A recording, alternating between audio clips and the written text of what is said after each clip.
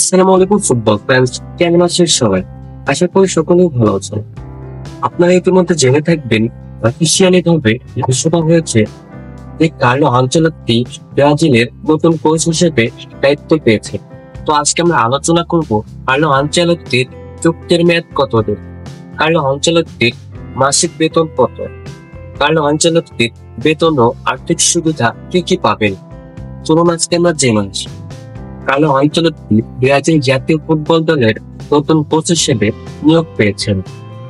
তিনি 26শে মে 2025 থেকে দায়িত্ব গ্রহণ করবেন, যা 2026 সালে বিশ্বকাপ পর্যন্ত চলবে। এখন আসি চুক্তির মেয়াদে।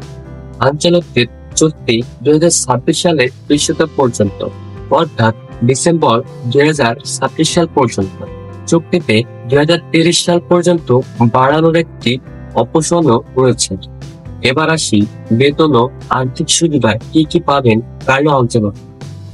আনচেলত্তি ব্রাজিল জাতীয় ফুটবল দলের কোচ হিসেবে মাসিক প্রায় 7,70,000 ইউরো পাবেন, যেটা হবে কার্লো আনচেলত্তির মাসিক বেতন।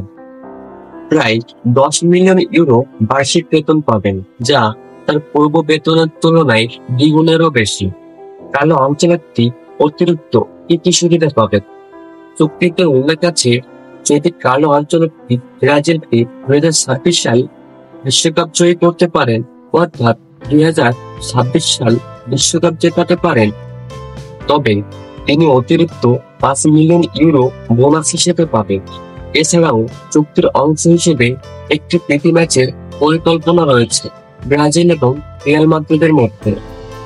ইতিহাসে এই প্রথম আনচেলত্তি ব্রাজিল জাতীয় ফুটবল দলে ইতিহাসে প্রথম বিদেশি কোচ হিসেবে দায়িত্ব নিচ্ছেন।